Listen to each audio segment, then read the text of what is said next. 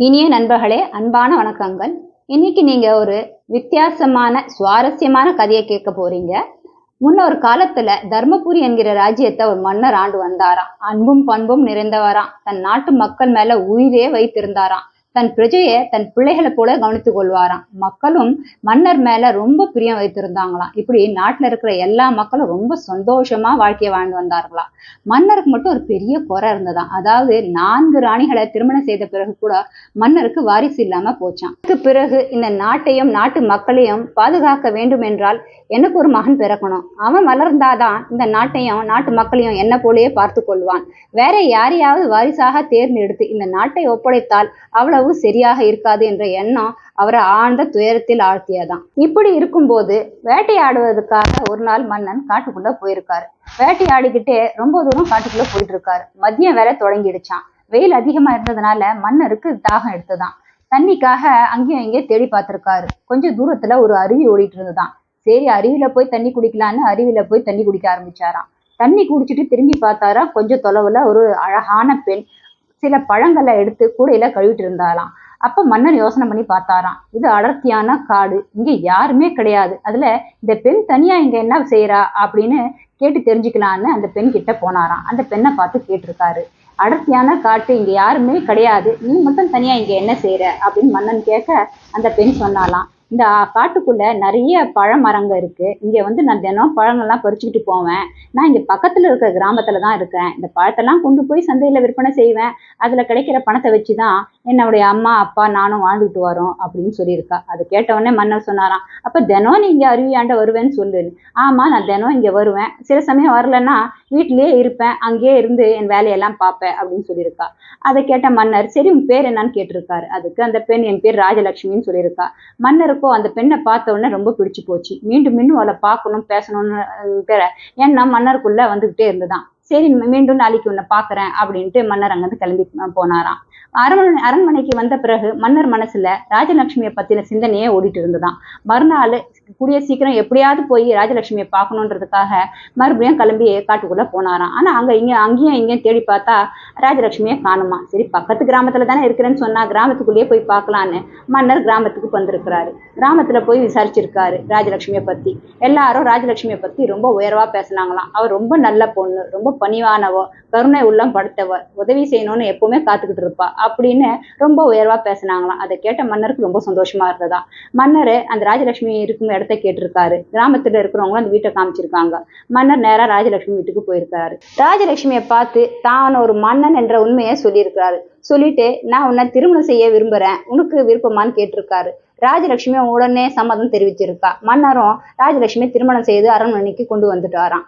ஒரு 3-4 மாதங்கள் தான் கடந்து இருக்கோமா, ராஜலட்சுமி கர்ப்பம் அடைந்தாலாம். அதை கேட்டவுடனே ராஜாவுடைய ஆனந்தத்துக்கும் சந்தோஷத்துக்கும் எல்லையே இல்லாம போச்சான். அவரு மந்திரியை கூப்பிட்டு சொன்னாராம், நாட்டையும் நாட்டு மக்களையும் பார்க்கறதுக்கே எனக்கு நேரம் பத்த மாட்டேங்குது. இனிமேல் இளையராணி ராஜலட்சுமியை நீங்க உங்க பார்வையில வச்சுக்கணும். அவளுக்கு என்னெல்லாம் வேணுமோ அதெல்லாம் நீங்க பார்த்து கவனித்து கொடுக்கணும். அவளை நல்லபடியா கவனிச்சுக்கணும் அப்படின்னு சொன்னாராம். அதை கேட்டு மந்திரியும் தலையாட்டினாராம். இப்படியே நாட்கள் ஓடியதான். பிரசவ காலம் நெருங்கியதான். அங்க இந்த 4 ராணிகளுக்கும் ராஜலட்சுமியை பார்த்தாவே ரொம்ப கோபமாவும் பொறாமையாவும் இருந்துதான். அப்படி ராஜலட்சுமிக்கு குழந்தை பிறந்துடுச்சுன்னா இவங்களுடைய நிலைமை என்ன ஆகும்னு நினைச்சு அவங்க ரொம்ப வருத்தத்துல இருந்தாங்களாம்.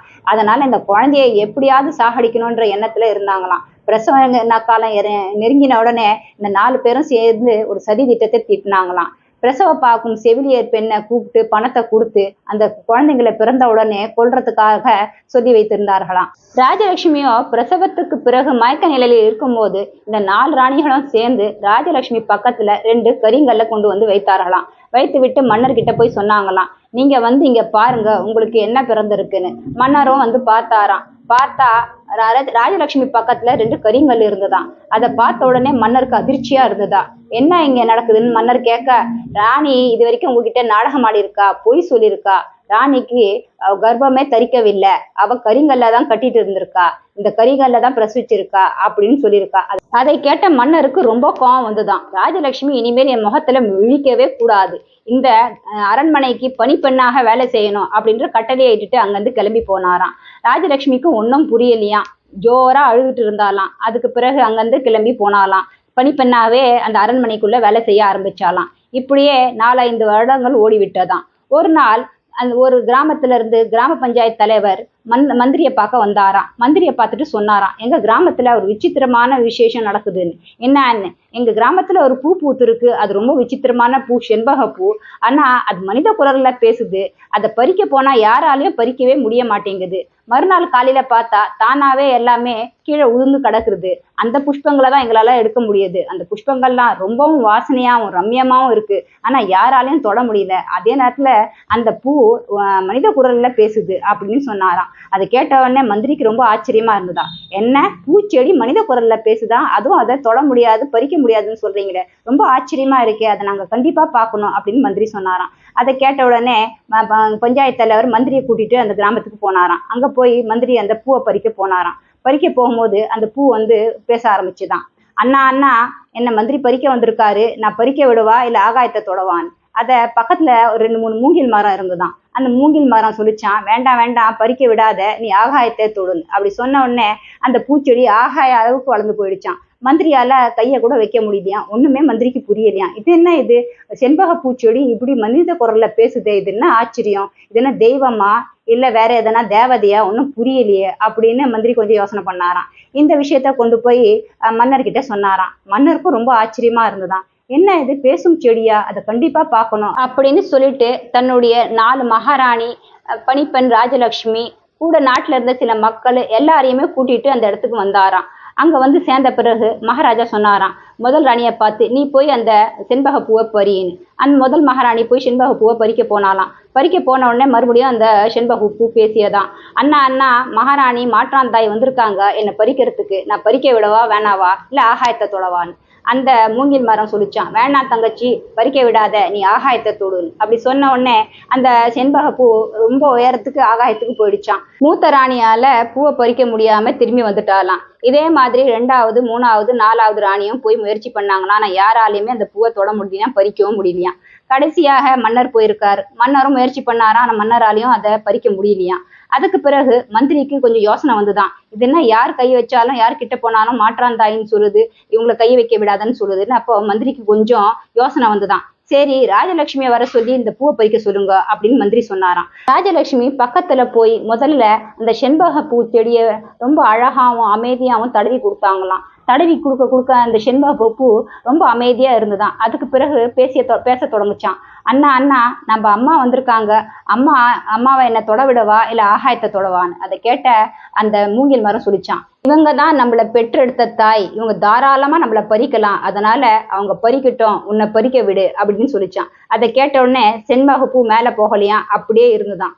அதை பார்த்த ராஜலட்சுமிக்கு ரொம்ப ஆச்சரியமா இருந்ததாம். ராஜலட்சுமிக்கு அந்த பூவை பறிக்க மனசு வரலையாம். அதை தடவி கொடுத்துக்கிட்டே அழுதுகிட்டே நின்றுட்டு இருந்தாலாம். அப்போ மன்னருக்கு ஒன்றும் புரியலையாம். என்ன இது, தாயின்றது நம்மள ராஜலட்சுமியை பார்த்த உடனே பறிக்க சொல்லுதுன்ட்டு மன்னர் பக்கத்துல வந்தாராம். மன்னர் பக்கத்துல அந்த செண்பக பூவை பார்த்து கேட்டாராம், என்ன ரகசியம், நீங்க என்ன பேசுறீங்கன்னு புரியவே மாட்டேங்குது, ராஜலட்சுமியை பார்த்து தாயின்னு சொல்றீங்க, அப்ப நீங்கெல்லாம் யாரு, உங்க உண்மை என்னன்னு கொஞ்சம் சொல்லுங்களேன். அப்போ அந்த செண்பக பூ சொல்லிச்சான், இளையராணி ராஜலட்சுமிக்கு 4 குழந்தைகள் பிறந்தது. அதுல 3 ஆண் குழந்தை, ஒரு பெண் குழந்தை. பிறந்த உடனே 4 ராணிகளும் சேர்ந்து குழந்தைகளை கொல்வதற்காக பிரசவம் பார்த்த செவிலியர்கிட்டே கொடுத்து, இதை கொண்டு போய் காட்டுல கொண்டு புதைச்சிடுங்கன்னு சொன்னாங்க. செவிலியரும் அந்த 4 குழந்தைகளை எடுத்துட்டு கிளம்பிட்டா. ராஜலட்சுமி மயக்க நிலையில் இருந்ததுனால அவங்களுக்கு இதெல்லாம் எதுவுமே தெரியல. அவங்க பக்கத்துல 2 கரிங்கல்ல வச்சு உங்களையும் இதை நம்ப வச்சுட்டாங்க. அந்த செவிலியர் பெண்ணும் இந்த குழந்தைகளை தூக்கிட்டு பக்கத்துல உள்ள காட்டு பகுதிக்கு போச்சு. குழந்தைங்களுக்கு விஷத்தை கொடுத்து பள்ளம் தோண்ட ஆரம்பிச்சுட்டு குழந்தைங்களை புதைக்கிறதுக்காக. அந்த சமயம் பார்த்து அந்த வழியா வந்த வனதேவதை இந்த காட்சியை பார்த்துட்டு அதுக்கு இந்த குழந்தைங்களை பார்த்தா பாவமா இருந்தது. இந்த குழந்தைங்களை எப்படியாவது காப்பாற்றணுன்ற எண்ணத்தினால அந்த வனதேவதை அந்த காட்டு பகுதியில புயல் மழையும் காற்றையும் ஏற்படுத்துச்சு. புயல் காத்து வேகத்துல அந்த செவிலியர் பெண்ணால பார்க்க முடியல. தேவதை 4 குழந்தைங்களும் தூக்கிட்டு இந்த கிராமத்து பக்கத்துல வந்துடுச்சு. 3 ஆண் குழந்தைகளை மூங்கில் செடியாகவும் பெண் குழந்தைய செண்பக பூவாகவும் மாத்தி விட்டு இங்கு பாதுகாப்பாக வைத்து விட்டு கிளம்பி போயிடுச்சு அப்படின்னு அந்த செண்பக பூ சொல்லிச்சான். அதை கேட்ட மன்னர், அப்படின்னா நீங்க இனிமேல் மனித உருவத்துல மாறவே முடியாதா அப்படின்னு அதிர்ச்சியுடன் கேட்டாராம். அதை கேட்ட செண்பக பூ சொல்லிச்சான், இல்ல வனதேவதை போகும்போது அதுக்கும் ஒரு வழி சொல்லிட்டு போச்சு. என்னைக்கு உங்களை பெற்ற தாய் இந்த இடத்துக்கு வந்து இந்த செண்பக பூத்துல இருக்கிற இதழ்களை எடுத்து மூங்கில் பூ செடியில இருக்கிற இலைகள் எல்லாம் எடுத்து ஒரு தட்டுல வச்சு இங்க ஓடுற அருவியில விட்டு விடுறாங்களோ அந்த க்ஷணமே நீங்க எல்லாம் மனித ரூபத்துக்கும் வந்துடுவீங்க அப்படின்னு சொல்லிட்டு போச்சுன்னு செண்பக பூ சொன்ன உடனே ராஜலட்சுமி ஓடி வந்து ஒரு தட்டை கொண்டு வந்து அதுல செண்பக பூ இதழ்களையும் இலைகளையும் வச்சு அருவியில விட்டாங்களாம். மறுகணமே அந்த மூங்கில் செடியெல்லாம் ஆண் குழந்தைகளாகவும் அந்த செண்பகப்பூ பெண் குழந்தையாகவும் மாறிவிட்டதா. மன்னர் ஆனந்த கண்ணீர் விட்டு குழந்தைகளை ராஜலட்சுமியை கூப்பிட்டு மன்னிப்பும் கேட்டாராம்.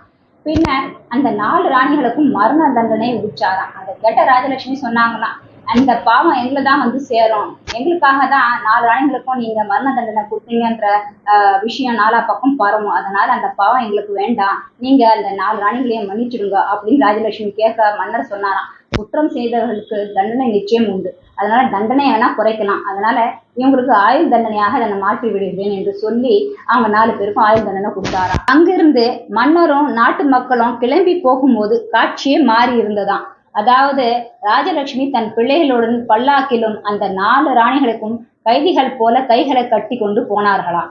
எனவே நண்பர்களே, நல்ல எண்ணம், இனிய சொற்கள், நல்ல செயல்கள் என்று வாழக்கூடியவர்களுக்கு வாழ்க்கையில் பல சோதனைகள் வரலாம் போலாம், ஆனால் விரைவில் அவர்களுக்காக நல்ல ஒரு எதிர்காலம் எப்பொழுதும் காத்து கொண்டு இருப்பது நிச்சயம். மீண்டும் இது போன்ற ஒரு கதையுடன் உங்களை சந்திக்கிறேன். பிடித்திருந்தால் லைக், ஷேர் அண்ட் சப்ஸ்கிரைப் பண்ணுங்க. உங்களுடைய கருத்துகளையும் ஷேர் பண்ணுங்க. நன்றி. ஓம் சாந்தி.